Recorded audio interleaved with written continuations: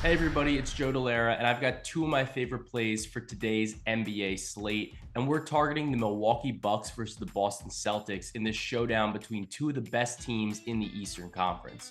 Look, the Bucks have this ultra high leverage game here. They did play yesterday, but the fact that they held Chris Middleton out of the game against the Indiana Pacers shows to me that they are going to be trying for this game, and they're going to be sending their full squad out there to effectively end the competition for the number one overall seed in the NBA and the number one seed in the Eastern Conference by winning this game and winning this tiebreaker against the Boston Celtics. Look, I think that overall on the season, Milwaukee has been better than Boston when they're actually healthy. One of the things that's notable to me this season is that when Boston has both Jaylen Brown and Jason Tatum on the floor, they're plus 4.5 points per 100 possessions, which is a great number. That's a solid number for any type of duo in the NBA. However, when we compare and contrast this to what they were doing last season, when those two were on the floor last year, they were plus 14.8 points per 100 possessions. So it's been quite the drop off from last season in terms of those two's relative production. Additionally, they're listing a couple players on the injury report, one of which is notable, which is Robert Williams. So we'll have to see if he plays or not, and how that would impact the interior defense of the Boston Celtics in this matchup. When we look at this in comparison to what Milwaukee's been able to do, they've been out and they've been missing different players for a lengthy amount of time this season.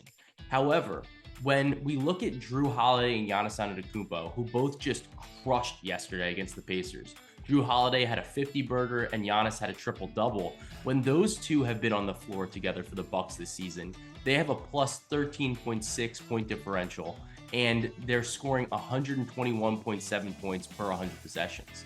Then, if we add in Chris Middleton and Brook Lopez, so we're starting to round out that true starting lineup for the Bucks, they go up to a whopping 22.3 points per 100 possession advantage against their opponents, and they're scoring an incredible 138.6 points per 100 possessions.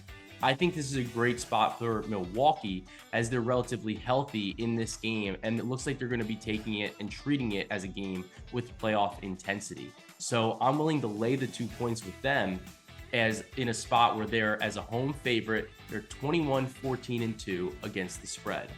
For one player prop that I do like, I'm looking at the Boston Celtics though, and that player that I'm targeting is Marcus Smart. And I like his assist line at over 4.5 and over 5.5 assists. There's a heavy amount of juice on the 4.5, but this is part of why I like it. In 9 of his past 11 matchups against the Milwaukee Bucks over the last 2 seasons, which includes some playoff games, he's gone over this 4.5 line. And in each of those, he's had 6 or more assists.